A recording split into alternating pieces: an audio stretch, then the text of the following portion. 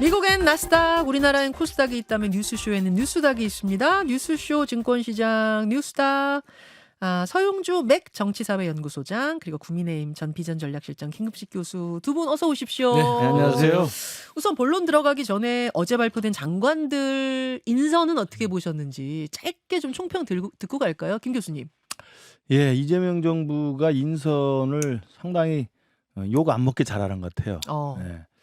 우선 이제 크게 키워드를 보면 지금까지 인선이 진행된 걸 보면 첫 번째가 이제 실용. 예. 특히 이제 경제, 산업, 과학 부처 이쪽에는 주로 이제 AI라고 하는 대한민국 미래 성장 동력과 관련해서 그리고 경제 쪽에서 상당히 그 전문성을 인정받은 분들.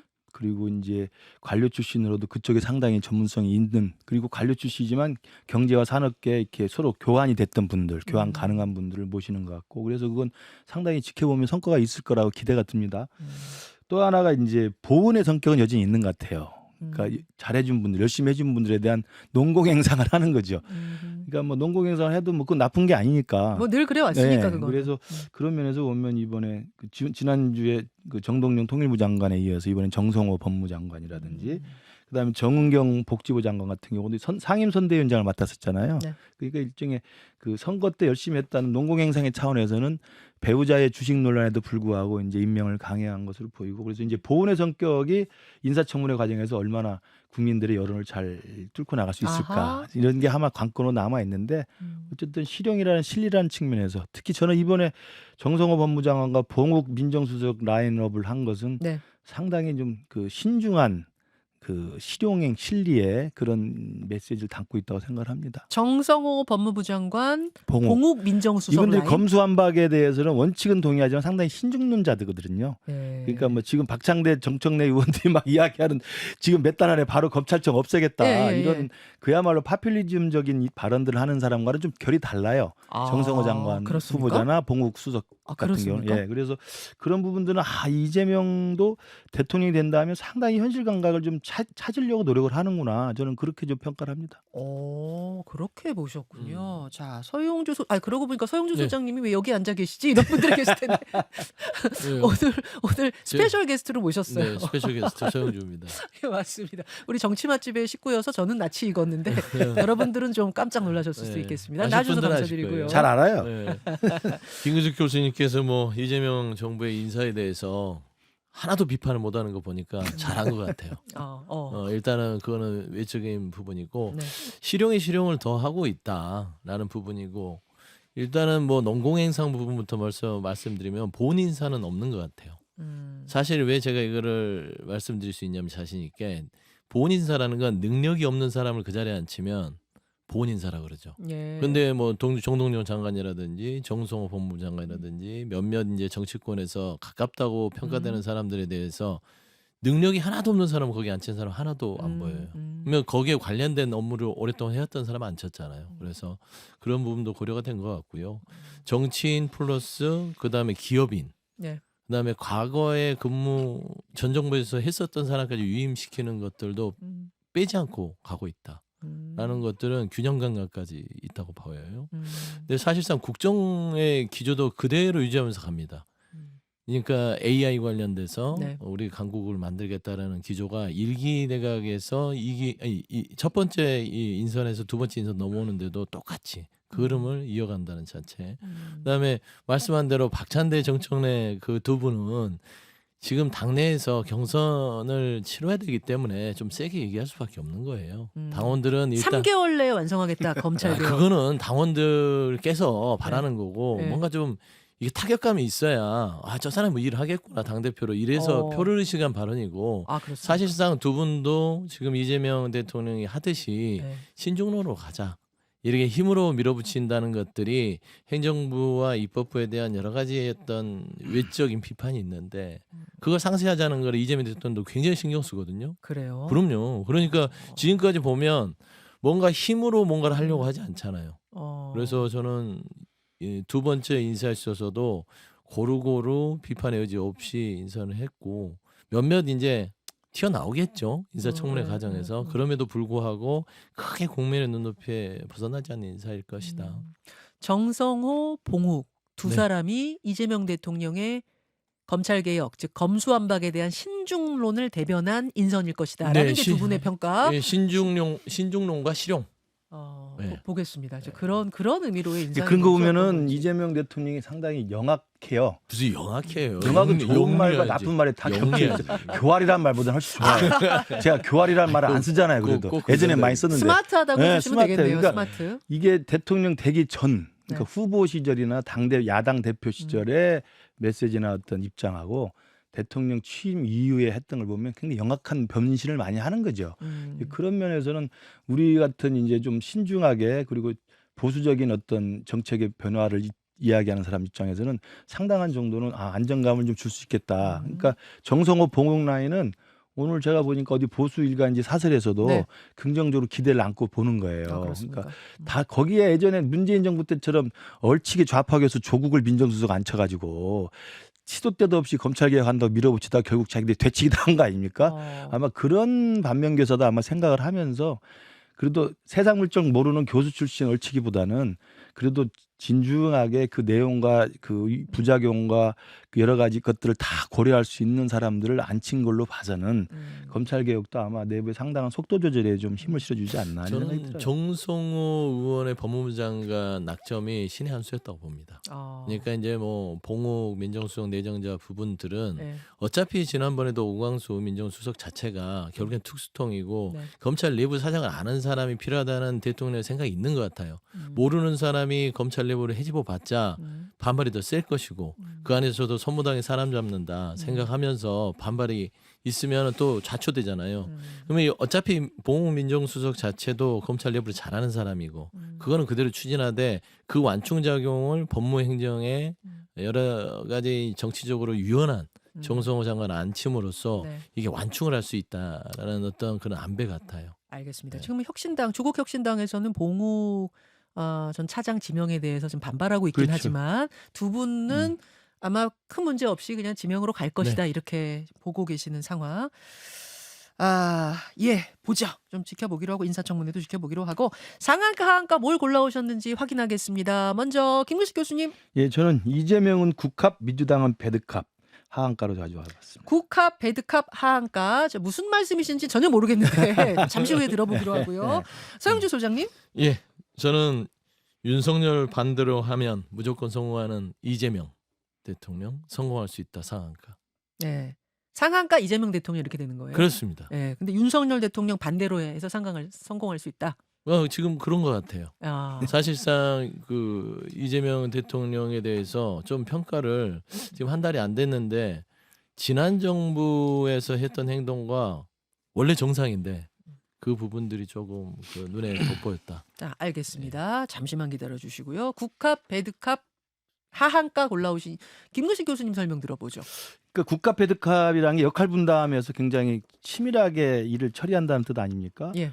그러니까 때리는 놈 따로 있고 달래는 사람 따로 있는 건데 지금 최근 보면 이재명 대통령 입장에서는 야당 대표 불러서 오찬도 하고 그다음에 여야 협치의 이 이미지 네. 그림을 많이 그리고 지난번 시정연설 때는 또 야당 의원들에 대해서 일일이 악수하고 뭐 이런 것들 그리고 그 메시지를 날릴 때는 상당히 대통령 입장에서는 좀 포용, 협치, 통합 뭐 이런 것들을 좀 맞아요. 날리는 것 같아요. 네. 그런데 막상 진행되는 걸 보면 이제 저는 지난주에 뭘 보고 제가 이 국가 배드캅이라고 생각했냐면 상임위원장 독식하는 걸 보고 제가 깜짝 놀랐습니다. 그러니까 이재명 대통령의 그동안의 모습, 야당 대표 오찬하고 그다음에 야당 의원들의 악수하고 통합을 메시지를 낼 때는 적어도 상임위원장, 예결위원장하고 법사위원장 중에 저는 한두 개는 줄 줄 알았습니다. 그게 협치의 시작이거든요. 관례이고 관행이고 그다음에 여소야대의 막강한 의석을 가진 사람들이 그래도 야당에 하나 정도는 브레이크를 걸 수 있는 걸 줘야 되는 게 맞거든요. 근데 그걸 싹 씻고 그냥 통과를 시키더라고요. 그러니까 그런 걸 보면 대통령은 하늘나라에서 좋은 이야기만 하고 민주당의 당대표나 민주당의 의원들은 그냥 배드캅 역할을 하면서 밀어붙이는 그렇게 해서 대통령이 원하는 바를 알아서 해주는 게 아닌가. 아하. 저는 그런 면에서 국가 배드캅으로 지금 역할 분담을 하고 있다는 생각이 들더라고요. 즉 대통령이 말하는 기조, 협치의 기조와 실제로 민주당이 지금 하고 있는 행보가 그렇죠. 맞지 않는다 그 네. 말씀하신 거예요, 서 소장님? 아니 그게 이제 그 잘못된 학습을 갖고 계신 것 때문에 그렇게 보이는 것 같아요. 어허. 원래는 당무와 국정은 분리돼야 되는 거예요.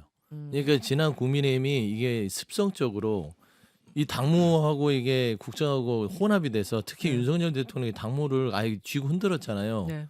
그러니까 지금 이재명 대통령과 민주당의 이 관계가 이질적으로 보이는 것 같아요. 당연히 행정부 수반은 행정만 하는 것이고 당무에 개입하면 안 되는 겁니다. 그리고 입법부는 민주당 내에서 입법부 내에서 국민의힘 야당과 협치를 하든 싸우건 정쟁을 하건 관행을 따르든 안 따르건 그래 가는 거잖아요. 뭐가 잘못됐나요? 그러니까 솔직히 좀 죄송한 말이지만 지난 얘기를 해서 윤석열에게 당했던 그런 안 좋은 트라우마가 여전히 남아있다. 국민의힘에는 네, 그거를 좀 지우시고 행정부는 정상적으로 행정부 일을 하는 것이고 네. 당은 민주당은 입법부에서 국민의힘과 그런 어떤 여러 가지 협의를 하는 것이다. 분리돼 있다. 그게 상권 분립의 정상화다. 그게 이상하게 보이시면 안 된다. 그러니까 이런 말씀입니다. 민주당과 대통령이 분리돼 있다는 명분을 가지고 나오면 그걸 제가 받아들이더라도 민주당은 그렇게 해서는 안 된다는 거예요. 그러니까 제가 대통령 욕을 하니까 좀 불안해서 그러신 것 같은데 뭐야, 불안하지 대통령 마세요. 욕을 제가 불안해요. 그러면 걷어들인다면 네. 저는 아직도 대통령하고 민주당하고 짜고 치는 거라고 고스톱이라고 생각하는데 그렇지 않더라도 민주당이 대통령이 저렇게 열심히 협치하고 통합하고 실용 인선하고 그러는데 어떻게 이렇게 초를 칩니까? 법사위원장하고 예결위원장을 못 줍니까? 못 준다고 그래서 민주당이 할 걸 못하는 게 아니거든요. 왜냐하면 민주당 스스로 이야기하잖아요. 지지율이 우리가 60%다 지금. 그리고 우리가 어떤 걸 하더라도 국민들이 지지해 주는데 야당 너희들이 어떻게 맡겠느냐. 자신감이 뿜뿜 넘쳐요. 저렇게 느끼거든요. 실제로 그래. 네. 그러면 굳이 예결위원장, 법사위원장까지 꿰차고 할 이유가 뭐가 있어요? 법사위원장 야당 몫을 준다 하더라도 대통령과 민주당이 잘 정책을 하고 민심을 잘 이끌고 가면 법사위원장이 뭐 그냥 자기들 스스로 무슨 돈키호테처럼 막을 수가 없는 거예요. 근데 그 정도 하나 못 주나요? 저는 뭐 대통령이 관여 안 했다니까 오케이 믿고 싶어요. 그러나 제가 볼 때는 대통령과 민주당이 국가 배드캅으로 짜고 치는 고스톱일 가능성이 있고 서영주 대변인 말대로 아니라고 한다면 민주당이 정신 차려야죠. 이 정도 자율적으로 못 합니까? 아니 예결위원장, 법사위원장 하나 못 줘요? 민주당이 이렇게 지금 잘 자율적으로 안 준 나가는데? 거예요. 예? 민주당이 자율적으로 안 준 거라고. 아 무슨 말도 안 되는 소리 하고 있어요. 왜 그러냐면 이 건전한 견제라면 줄 수 있죠. 그런데 국민의힘이 지금 건전한 야당이 아닙니다. 대놓고 발목 잡겠다고 법사위를 내놓으라고 하는데 그걸 주는 게 좋은 관행입니까? 그러니까 이 정치에서의 관행이 잘못된 관행이고 신뢰가 없는 관행은 저는 유지되지 않아야 된다고 보는 것이고 그 정치의 서로 간의 품격을 위해서 국민의 민생을 발목 잡는 건 못하겠다라는 거예요. 자, 또 하나가 김민석 총리 후보자에 대한 부분인데 요거에 대해서도 저 인사청문 보고서는 채택되지 않았고 지금 국민의힘에서는 굉장히 강한 반발을 이어가고 있습니다. 아예 철야 농성에 그렇죠. 나선 나경원 의원 케이스도 있어요. 예. 절대 안 된다. 지명 철회해라. 요 입장인데 민주당 그냥 계획대로 통과시키는 겁니까? 일단 그 청문회는 공방 간의 게임은 끝났습니다. 이제 더 이걸 질질 끊는 것도 국민의힘에게 유리하지도 않고 국민의힘이 좀 전략적이었으면 좋겠어요. 어허. 지난 한덕수 전 총리를 통과시켰을 때 기억해 보세요. 네. 민주당이 164석이었습니다. 네. 그때 청문회 파행했죠. 우리가 야당이었으니까. 그럼에도 불구하고 민주당이 이걸 인정 안 해줬으면 첫 정부에서 윤석열 정부에서 못 진행하잖아요. 그럼에도 불구하고 민주당이 발목 잡지 말자. 그래도 첫 시작인데. 그래도 해주자 하고 당론으로 찬성으로 통과시켜줬어요. 근데 국민의힘은 106석밖에 안 돼요. 자, 그 부분에 대해서 김근식 교수님. 이 부분 그러니까 통과될 거예요. 그리고 저는 뭐 발목 잡기로 비치는 건 안 좋다 생각합니다. 이 대목도 마찬가지. 서영주 대변인이 잘할 텐데 정치는 타협과 조정의 산물입니다. 예. 여의도 정치라는 게. 예. 그러니까 추경 통과시켜야 되잖아요. 지금 민주당. 예. 이재명 대통령이 하고 싶어하고 예. 또 필요해요. 예. 그리고 김민석 총리 후보자 통과시켜야 되잖아요. 그러면 김민석 후보자에 대한 문제 제기와 의혹에 대해서 완벽한 해명이 안 됐다 하더라도 민심을 따라서 국민의힘이 찬성으로 해주려면 서로 주고받는 게 있어야 될 거 아니에요. 그러니까 제가 볼 때 기존의 DJ가 살아계셨을 때 정치라면 노무현이 살아있을 때 정치라면 생각해 보세요. 적어도 추경 통과시켜주고 김민석 통과시켜주려면 법사위원장, 예결위원장 못 줍니까? 다 먹겠다는 거잖아. 이게 무슨 심보냐고. 이런 정치가 아니에요. 그러니까 지금 정치가 이루어지고 있지 않다 그 그럼요. 그 말씀이신 서영주 대변인 거예요. 대답해 보세요. 그 정도 못 줍니까? 아, 정치는 주고받는 거잖아요. 그러니까 주고받는 건데. 국민의힘이 그 협치와 대화를 못해요. 타이밍도 놓치지, 대화도 안 되지, 집안 단속 못해가지고 지금 뒤늦게 거의 이제 그 본회의 열어서 법사위원장이랑 등등 통과시키는데 잠깐 기다려주세요. 정치는 국민의힘부터 먼저 하셔라. 이런 질문 한번 드려볼게요. 지금 이제 국민의힘에서는 스폰서 총리, 배추 총리 막 이렇게 네이밍 붙이면서 김민석 총리를 이렇게 단독으로 총리로 처리하고 통과시키고 나면 앞으로의 장관 인사청문회는 다 무용지물 될 거다. 왜냐면 그보다 더한 의혹들은 없을 테니까 이렇게 지금 송호석 원내대표 말씀하시고 계시거든요. 그래서 송호석 부담은 안 되겠습니까? 그래서 송호석 원내대표가 전략적이지 못하다고 제가 평가하는 것들은 현실을 직시해야 됩니다. 106석 아니 예. 107석이에요. 예. 107석의 의석을 가지고 계속해서 이렇게 협치하지 않고 계속 반대하겠다. 그러면 국민의힘은 입법부 내에서도 협치 대상으로 사라져 버립니다. 협치라는 건 주고받는 것이지 가진 사람이 예. 조금 약한 사람에게 주는 게 협치가 아니에요. 그러니까 주고받는 거의 대표가 제가 말씀드렸잖아요. DJ나 YS나 노무현이 살아 있었다면 이런 취임 초기의 상황에서는 추경 통과와 김민석 후보자 결격에도 불구하고 통과시켜 주는 것을 우리가 주고 예결위원장하고 법사위원장 자리를 주는 것이 우리는 사실 많이 주고 적게 받는 거지만 그런 정도의 주고받기가 있어야만 정치가 시작이 되는 거예요. 근데 그것조차 안 하잖아요. 영화 대사에 나오잖아요. 그렇게 꼭 다 가져야 되겠니? 이건 말이 안 되는 거예요. 그냥 밀어붙이겠다는 거 아니에요. 자, 알겠습니다. 여기까지 해서 이제 굿캅, 배드캅으로 대통령의 말과 민주당의 행보가 다르다는 걸 하한가로 지적해 오셨고요. 알겠습니다. 어떤 말인지. 자, 서용주 소장님이 골라오신 부분으로 갈게요. 네. 윤석열 전 대통령 반대로 하는 이재명 대통령 상한가 이러셨는데 어떤 부분을 보고 그 말씀을 하시는 걸까요? 일단 뭐 최근에 시정연설 끝나고 나서요. 그 민주당의 당대표 선거가 있죠. 네. 당대표 선거가 있는데 예전 같으면 윤석열 정부 시절에는 윤석열 전 대통령이 직접 개입하는 것들이 많이 보였잖아요. 그런데 네. 그런 오해를 불식시키려고 정청래 의원이랑 박찬대 의원 손을 꼭 붙잡고 이 본회의장 나오기 전에 예. 이렇게 손을 잡고 잘해 보십시오. 그 삼각악수 장면. 삼각악수 장면이 있죠. 사진 한번 보여주세요. 사진 한번. 예. 요 장면. 그렇죠. 절묘하게 위에서 찍었네요. 음. 예.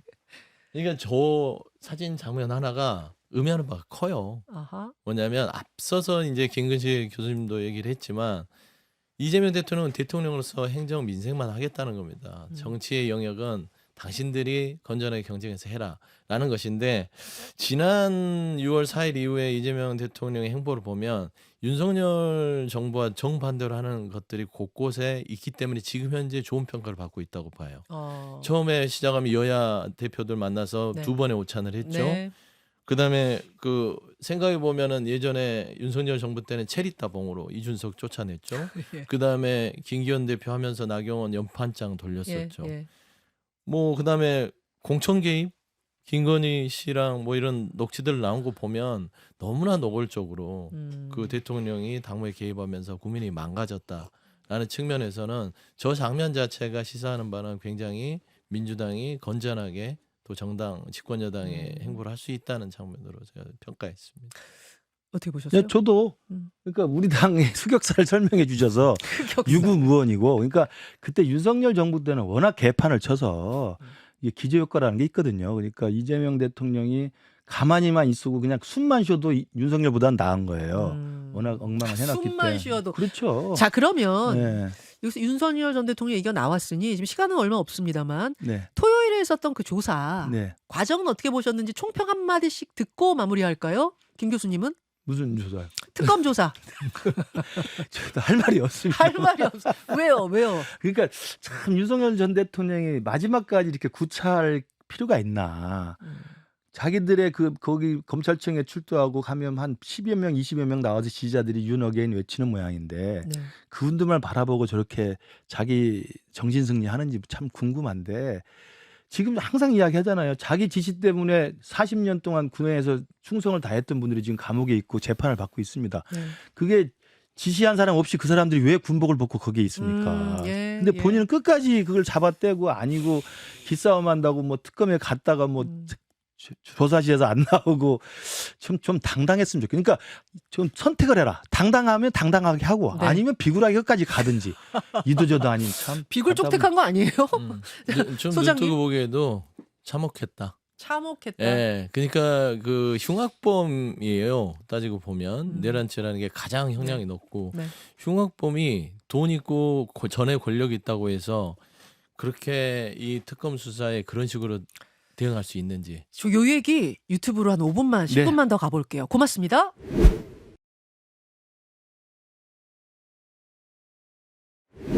여러분 고맙습니다. 라디오 청취자들과 인사 나누고요. 유튜브로 넘어왔습니다. 확실히 주말 지나고 나면 할 얘기들이 훨씬 더 풍성해져요. 많아요. 본방송에서 좀 차고 넘친 이야기들 가지고 오늘 김근식 교수, 서영주 소장 두 분과 함께 조금만 더 이어가려고 하고요. 그리고 좀 말씀을 미리 드리자면 이제 그 우리 월요일 댓글쇼에서 하던 정치 맛집이 본방송으로 입성합니다. 예, 예. 곧 입성을 해서 본방송에서부터 쭉 밀고 댓글쇼까지 가는 요런 기획을 저희가 하고 있어서 아마 곧 선 뵐 수 있을 것 같아요. 일단 오늘은 대타로 오셨는데 네. 잘하셨어요. 그렇습니다. 다음 주부터는 이제 정식으로 오나? 그때는 좀 김근식 선배랑 제가 불꽃 튀기는. 오늘도 굉장히 튀셨는데 아니, 더 튀지 않아요. 오늘 이 정도면 안 튑니까? 저는 늘 이렇게 네. 존중하고 협치하려고 하고 그러고 있습니다. 두 분이 참 좋은 거.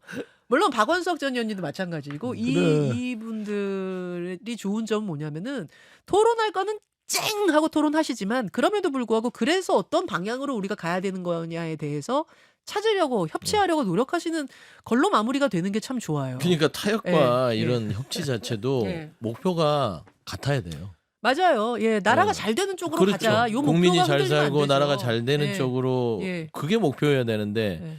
지금 국민의힘의 타협과 이런 협치에 대한 요구는 뭐냐면 본인들 성에 좀 찼으면 좋겠다는 것밖에 안 보여서 그래서 법사위랑 예결위 줄 수가 없었던 거예요. 또 여기서 또 얘기. 아니 예결위 법사위를 줘야 된다는 건 아마 듣는 분들이 상식 있으시면 내 말이 맞다고 생각할 거고요. 다만 그건 저도 인정해. 예결위 법사위원장 달라고 나경원 의원이나 네. 송원석 대표가 이야기하면 좀 우리도 좀 그래요. 좀. 맞아. 왜요? 스피커의 신뢰가 좀 없어. 그러니까 그 발언의 메시지는 김근식이 말하면 맞는 이야기다. 예. YSDJ나 노무현 그렇게 했다고 이야기하면 자기들도 할 말이 없거든요. 아하. 그게 정치 기본이란 말이에요. 추경 통과해주고 김민석 통과시켜주고 예결위 법사위 받는 건 많이 주고 적게 받는 정도인데 그걸 민주당이 충분히 할 수 있는 건데 그걸 제가 원내대표면 요구하면 될 거예요.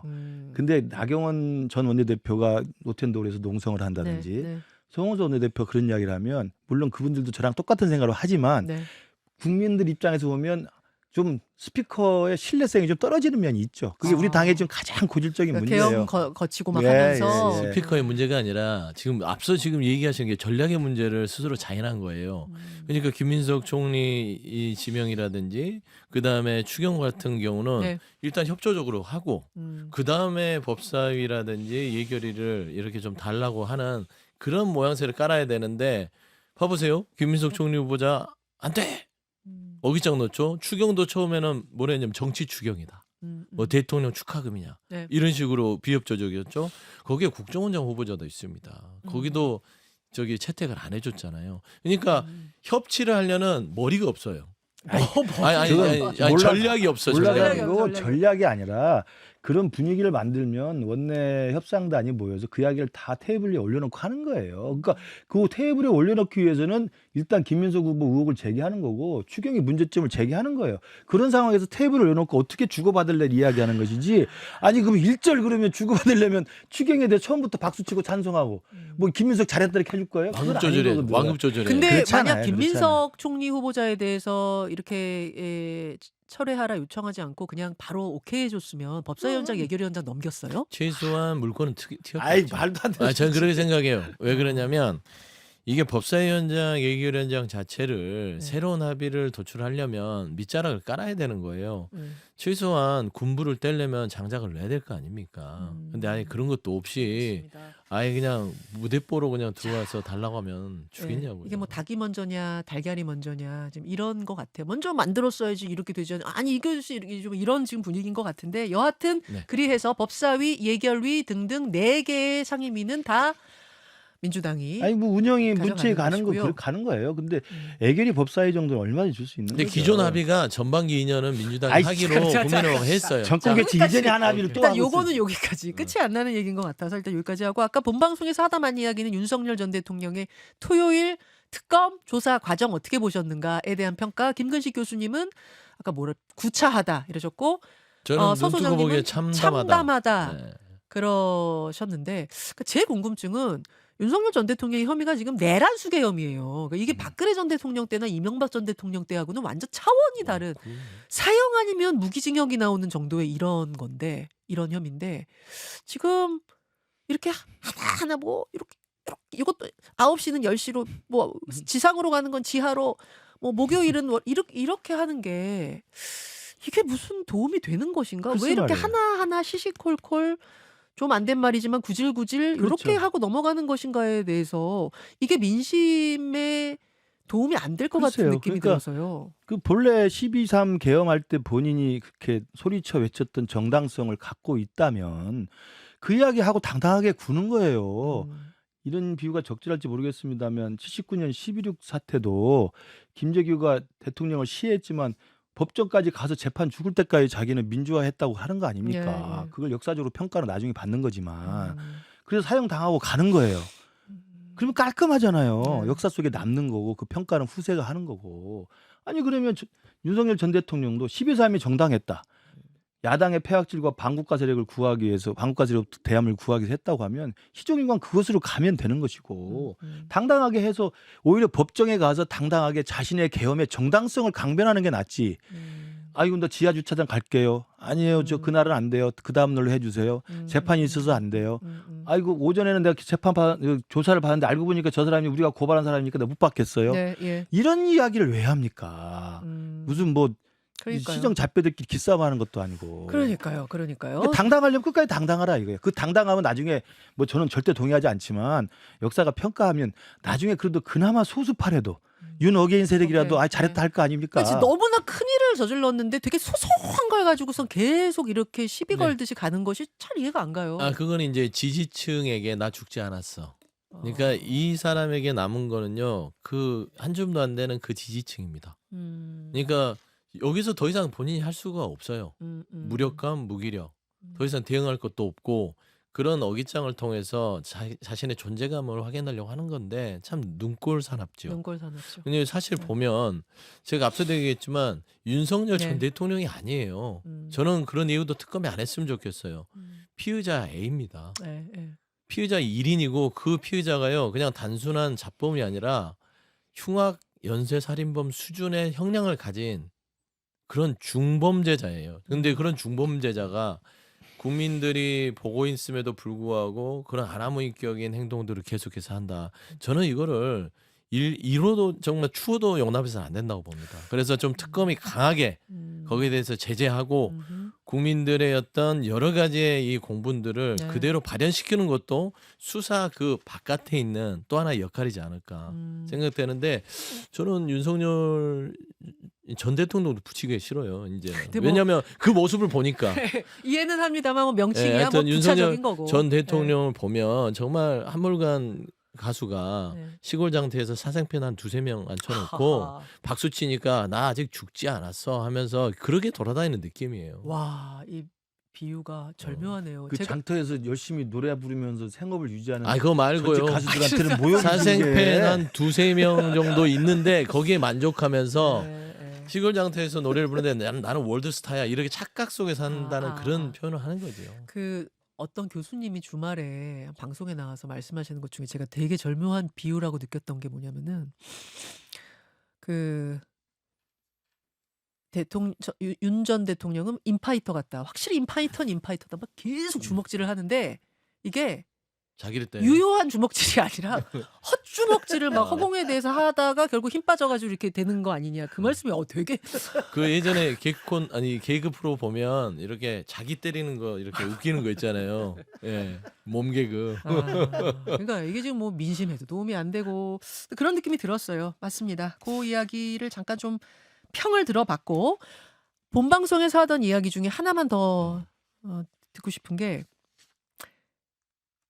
박찬대 정청래 정청래 박찬대 이 민주당 전당대회 분위기가 뜨거워지고 있습니다. 대통령은 삼각악수로 나는 어느 편도 들지 않아라는 걸 보여주긴 했습니다만 그럼에도 불구하고 누구에게 더 명심이 있을 거라고 당원들은 생각하고 있을까?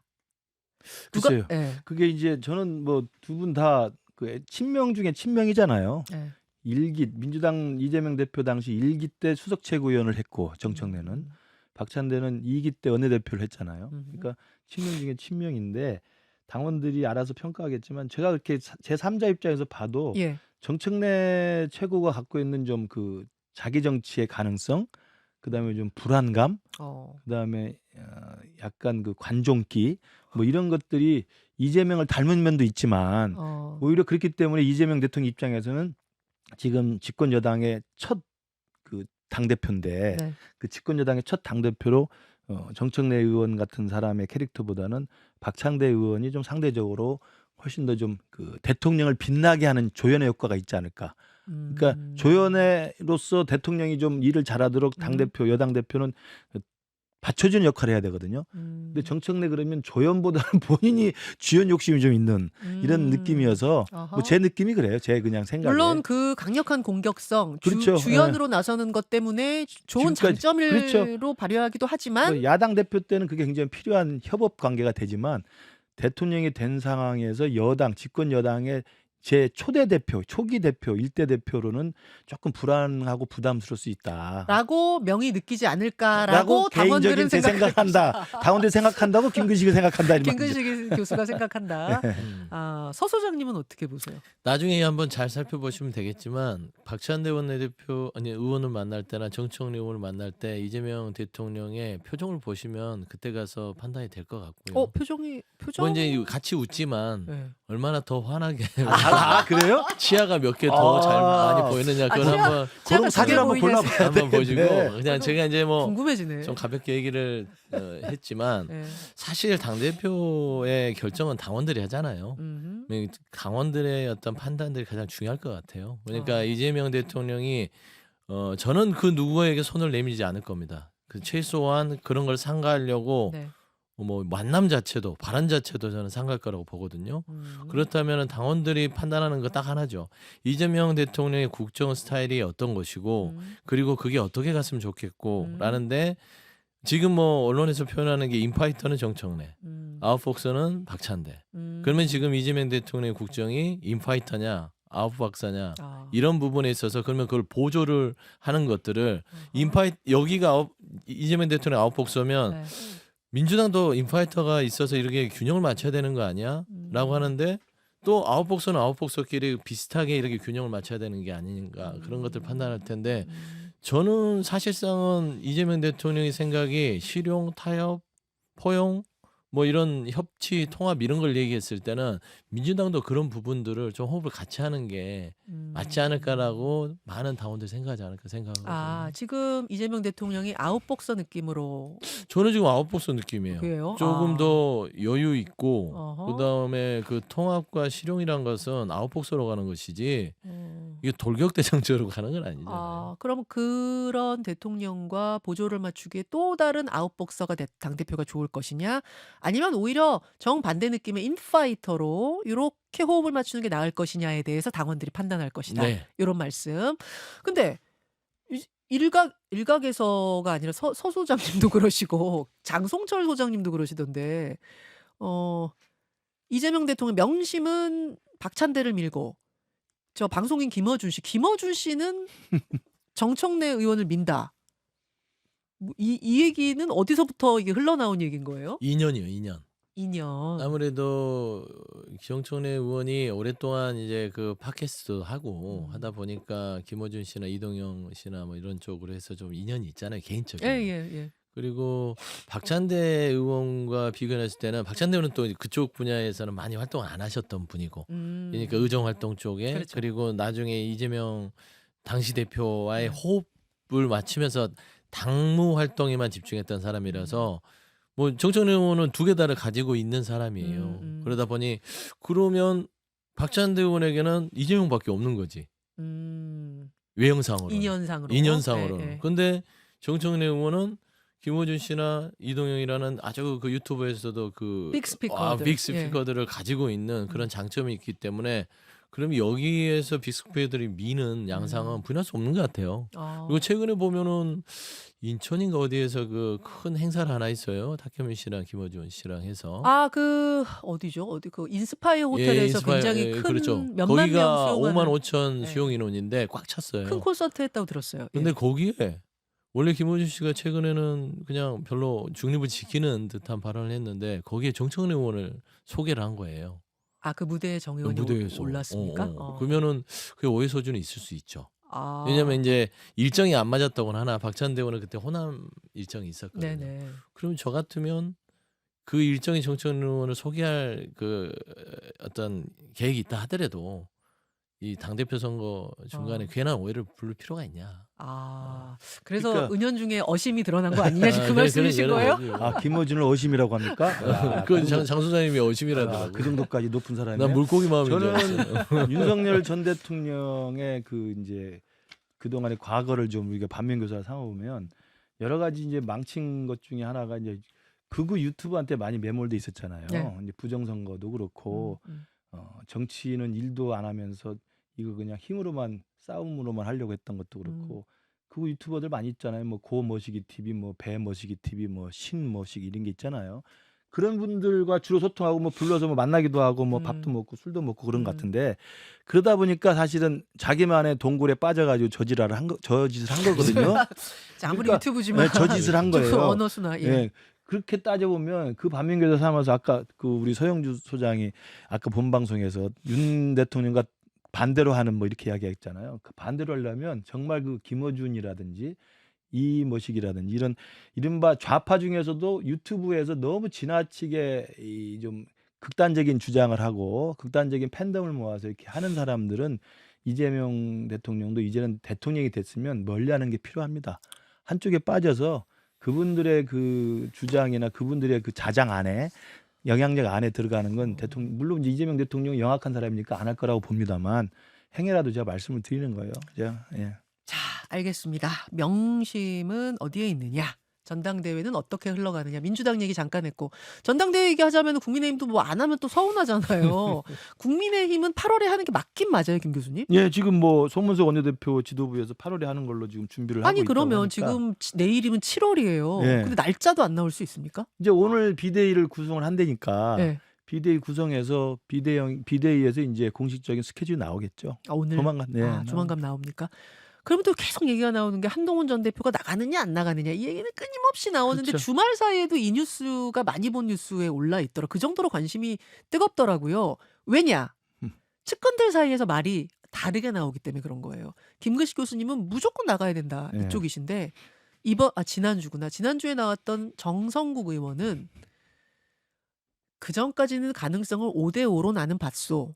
근데 6대4가 된 것 같습니다. 즉 안 나간다가 6이 된 것 같다 그러시더라고요. 정성국 의원의 정확한 어디건 제 기억에는 안 나간다가 6대4가 아니라 주위에서 조언하는 게 6대4다는 그거였어요? 저는 그렇게 읽었는데 안 나간다. 본인은 모르겠습니다. 본인은 제가 잘 모르겠고 계속 고민을 할 테지만 네.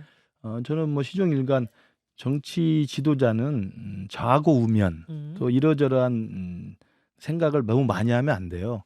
그 시기에 그 시대에 그 보수 야당이 가야 될 정확한 그 입장과 방향이 있다면 그리고 그 역할을 부여받고 요청받는다면 어떤 어려움과 난관 속에서도 그걸 뚫고 나오고 받아 안으면서 정면 돌파하는 리더십을 보이는 게 필요하다. 여전히 그 예, 입장이십니까? 저는 그런 면에서 저는 나가야 된다는 조언을 여기서도 드리고 싶고 문제는 이제 근데 여러 가지 변수들이 남아 있어서 지금 아직 그 결정을 못 하고 있는 걸로 알고 네. 있는데 아직 날짜도 안 잡혔고 네. 중요한 게 룰이에요, 룰. 벌써 지금 스물스물 나오고 있는 게 지금 같은 이 최고위원과 당대표 분리하는 걸 합쳐가지고 집단지수 체제를 하겠다는 거 아닙니까? 그 말이 예, 이렇게 뽑는다는 거죠. 지금은 최고위원 선거 따로, 그렇죠. 당대표 선거 따로 해서 당대표 선거에 나갈 사람들은 아무래도 더 스타급 아니겠어요? 네. 이분들은 당대표 한 명 뽑히고 나면 나머지는 다 지도부로 그렇죠. 역할을 못 하는데 이거를 합쳐가지고 하게 될 경우에는 1등은 당대표, 2, 3, 4, 5 여기는 쭉 그렇죠. 최고위원으로 지도부 입성하는. 그게 이제 집단지도 체제라는 명분인데 결국 한동훈이 당대표 될 경우에 2, 3, 4, 5위로 한동훈을 포위해서 무력화시키겠다는 이야기죠. 우리가 과거에 그런 집단지도 체제에서 우리 홍준표도 무너졌고 그때 김무성도 무너졌잖아요. 그러니까 아하. 그런 게 다 그런 식이거든요. 아. 그러니까 당대표를 따로 뽑아서 당대표에게 그 당연한 권한을 주지 않고 지금 한동훈이 셀 것 같으니까 지난번 후보 경선 때도 한동훈 막으려고 1차, 2차, 3차 안전판을 다 만들어놨지 않습니까?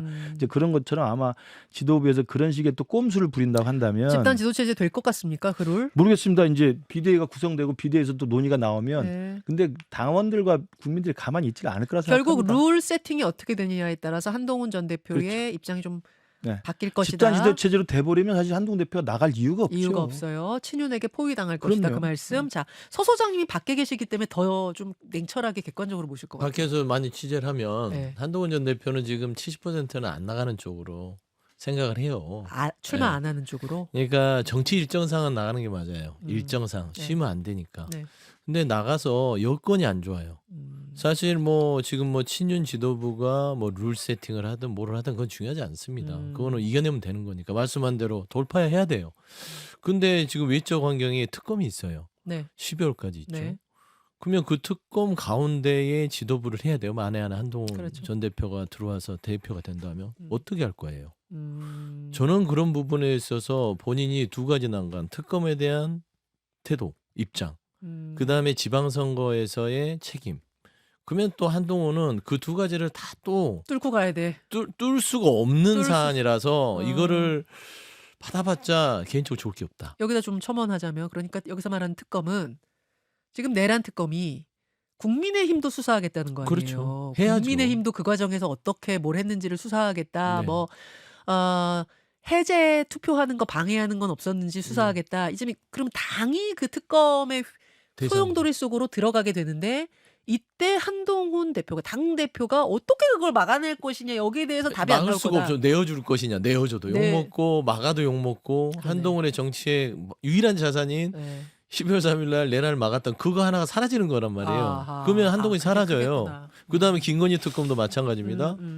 그 말이 맞네 했던 거기에 이 중진 의원들이나 몇몇이 공천 개입 관련된 것들이 있는데 그러면 그 사람 또 내놓을 거예요? 어떻게 할 그러니까 것이냐. 당 대표가 되면 이게 칼만 휘둘 수 있는 자리가 아니잖아요. 그렇죠. 그렇기 그게- 때문에 음. 여러 가지 수식을 따졌을 때는 정치 일정은 출마하는 게 맞으나 네.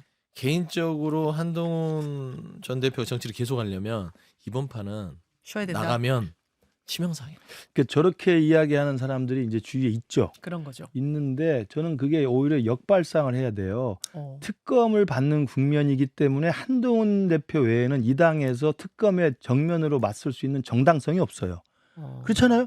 여기서 어떤 사람이 당대표가 되든 예? 특검에 했을 때 특검에 대해서 그날 12월 3일 날 내가 온몸으로 개헌을 막았다. 그리고 대통령에 맞서 싸웠다라고 하는 정치적 자산이 있는 한동훈이 그래도 당을 지키고 있어야 특검에 대해서 내줄 거 내주고 막을 걸 막을 수가 있습니다. 오로지 한동훈이니까 오히려 특검에 대해서 오히려 정당성을 가지고 당에 대해서 확실한 내부 정비를 할 수 있다고 생각이 들고요. 두 번째로는 친윤, 구친윤, 뭐 구주류 사람들이 뭐 룰 세팅 어떻게 하든 뭐 하든 한다 하더라도 예전보다 여건이 나은 게 아까 서 소장이 여건 이야기했지만 지난번 작년에 7월달 전당대 나와서 63% 먹어서 됐을 때는 여건이 어떤 거였어요? 윤석열이라는 존재가 있었던 여건입니다. 용산에 윤석열이 떡 버티고 앉아가지고 한동훈이 당대표 되는데 이렇게 조져 저렇게 조져 뭐 누르고 얼르고 다 그랬잖아요. 그러니까 그런 윤석열이라는 최대의 장애물이 사라졌어요. 윤석열이 사라졌고 오히려 친윤들이 다 각자 도생으로 지금 벌벌벌 떨고 있습니다. 그것 때보다 여건이 좋아요. 당을 쇄신하고 환골탈퇴시키기에는 저는 그렇게 말씀드립니다. 진짜 윤석열이 사라졌다고 생각하십니까? 그러니까 서 소장 입장에 윤석열이 계속 남아있길 바라죠. 이미 우리는 죽은 TV에서 뭘 보고 있습니까? 시체지 뭐. 그러니까 그거 죽은 시체를 할 수 있는 사람은 유일하게 한동훈밖에 없는 거예요. 자, 일단 전당대회는 이렇게 국민의힘은 이렇게 돌아가고 있는 거고 관전 포인트가 거기고 민주당은 이렇고 오늘 그 흐름을 좀 맥 소장님과 네. 함께 네, 네. 짚어보는 시간이었습니다. 여기까지 하고요. 감기 조심하세요. 저 완전 저 코맹맹이 그러신 것 소리 나죠. 같아요. 주말에 아주 고생했어요. 네. 여러분 몸 조심하시고요. 저는 내일 다시 그리고 이 두 분과는 다음 주부터 바로인가요? 네. 다음 주부터 바로 저는 다음 주에는 못 나옵니다. 어디 가세요? 가족 여행을 잡아요. 죄송합니다. 그 다음 주부터 열심히 하겠습니다. 그 다음 주부터가 날 열심히 피하는 하겠습니다. 겁니까? 아니지. 그 화면 좀 보시면서 휴대폰 안 갖고 오셨죠? 저쪽으로 한번 띄워주세요. 저쪽으로.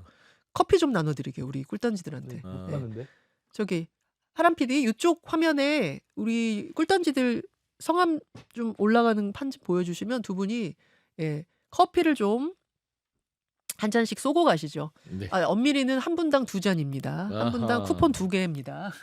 소 소장님 화이팅 하신 또 네. 바로 눈에 띄는 굿 인업 저는 최강 롯데 G.O.D. 잠깐만 기다리세요. 이인업 굿 굿 이너프님, 이너프. 굿 이너프님, 서 소장님 화이팅. 네, 그다음에 네. 저에게 하트를 3개 보내주신 자, 한 잔만 해. 분한테 2잔. 굿 이너프 굿 이너프. 굿 이너프. 자, 김 교수님, 아까 올라갔는데 최강 롯데님. 최강 롯데님. 근시경 휴가 잘 가. 뭐 쓰시죠? 근식이 형 휴가 잘 갔다 오라고 이분께 안 한 잔 됩니다. 하지 마십시오. 드리면서 인사 나눌게. 화면 2분 잡아주세요. 예. 진짜 코 너무 훌쩍거려서 죄송합니다, 여러분. 코 훌쩍거려서 죄송합니다. 얼른 낫겠습니다. 화면 각자 보시면서 저쪽 네. 카메라 예, 보시면서 예쁘게 손 흔들어 주시면 됩니다. 여러분 고맙습니다. 감사합니다. 감사합니다. 진짜 김현정의 뉴스쇼는 시청자 여러분의 참여를 기다립니다. 구독과 좋아요, 댓글 잊지 않으셨죠? 알림 설정을 해두시면 평일 아침 7시 10분 실시간 라이브도 참여하실 수 있습니다.